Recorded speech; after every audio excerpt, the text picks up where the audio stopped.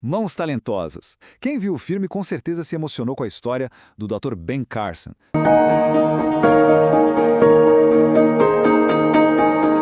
Sabe aquele garoto de Detroit que saiu do nada para se tornar um dos neurocirurgiões mais famosos do mundo? É uma história, nossa, de cinema mesmo. E Hollywood, claro, adora uma história assim. E o filme todo gira em torno dessa frase, né? Sucesso não é medido pelo que você alcança, mas pelos obstáculos que você supera. É uma frase de impacto muito poderosa. Só que, e se eu te disser que os obstáculos de verdade, aqueles que ele enfrentou na vida real, eram muito, mas muito mais sombrios do que o filme sequer ousou mostrar? Então, o que será que os filmes não contam? É exatamente aí que a gente vai mergulhar agora. Porque por trás daquela história bonita de Hollywood, tem uma história real. E ela é mais complexa, sabe? Mais crua. E, na minha opinião, bem mais impressionante.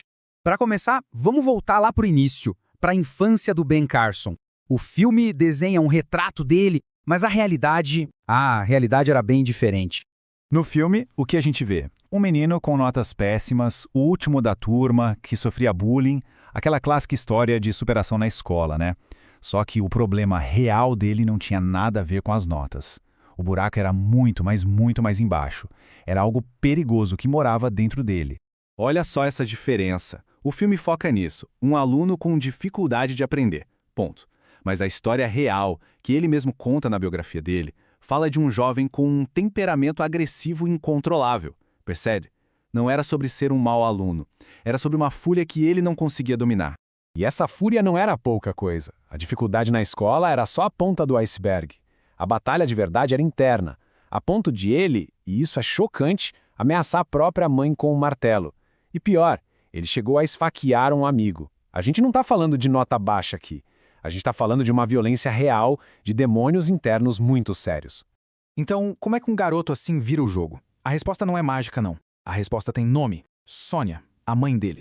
E o mais incrível é que ela, mesmo com pouquíssima educação formal, impôs uma regra que mudou tudo. Ler 2 livros por semana.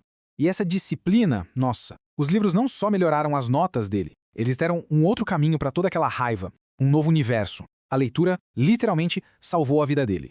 E essa disciplina toda, claro, ele levou com ele para a vida, até a sala de cirurgia. O que me faz pensar no próprio título do filme, né? Mãos Talentosas. Essa palavra talentosas dá a ideia de que era um dom, sabe? Algo que veio do céu pronto. Mas será que era só isso mesmo, um dom? Porque o filme meio que empurra essa ideia, né? De um talento quase divino, uma coisa que ele já nasceu sabendo. Só que na vida real, e principalmente na medicina, a palavra dom muitas vezes esconde o que de fato está por trás. Horas e anos de dedicação, de trabalho duro para lapidar uma habilidade. E a ciência, claro, tem um nome para isso: destreza manual. O que é isso, basicamente? É a coordenação perfeita entre o cérebro e as mãos, para fazer aqueles movimentos super finos e precisos. Pensa em costurar um fio de cabelo, sei lá, é esse nível de precisão.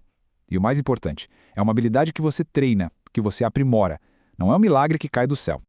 Ok, para ser justo, a verdade é que ele tinha sim uma predisposição, uma coordenação olho-mão e uma percepção de profundidade que não eram normais, eram realmente extraordinárias.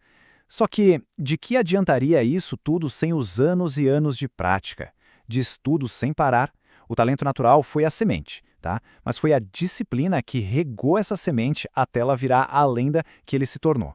E foi justamente essa mistura de talento natural com disciplina de ferro que levou Ben Carson para o momento que definiu a carreira dele para sempre. O grande clímax do filme e, claro, da vida real. A cirurgia para separar os gêmeos Binder, 2 bebês que nasceram ligados pela cabeça.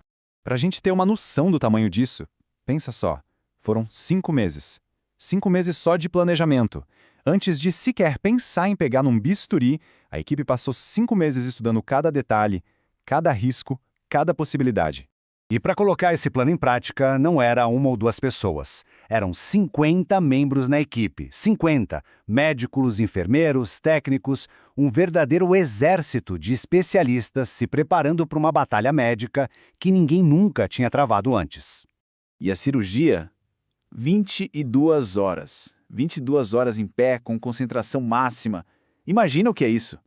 É quase um dia inteiro, com a vida de 2 crianças literalmente nas suas mãos. A resistência física e mental para algo assim é sobre-humano. Mas como eles fizeram o impossível? Com uma ideia que era, na época, uma loucura, uma ideia radical. Eles induziram uma hipotermia profunda nos bebês, ou seja, resfriaram os corpos deles a um nível perigosamente baixo. Para quê? Para poder parar a circulação do sangue por um tempo. Isso mesmo. Com o sangue parado, eles ganharam uma janela de tempo preciosa, sem sangramento, para fazer o trabalho mais delicado de todos: separar e reconstruir os vasos sanguíneos de cada cérebro. Foi uma aposta de risco altíssimo que simplesmente mudou a história da medicina. E é exatamente aqui que a história real se distancia e muito do final feliz de cinema. Porque, do ponto de vista técnico, a cirurgia foi um sucesso absurdo, um verdadeiro marco. Mas o filme para por aí. Ele não conta o que veio depois. E a verdade é que os gêmeos Binder tiveram que lidar com sequelas e desafios de saúde muito sérios para o resto da vida. A vitória ali, na sala de cirurgia, não foi o fim da história. Foi só o começo de uma outra jornada, uma jornada bem difícil.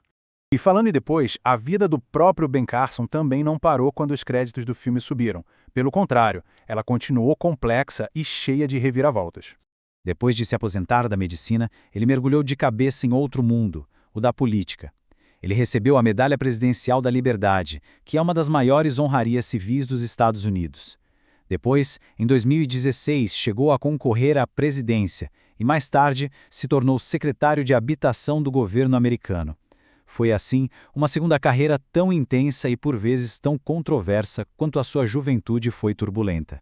E tudo isso nos leva a uma reflexão final, né?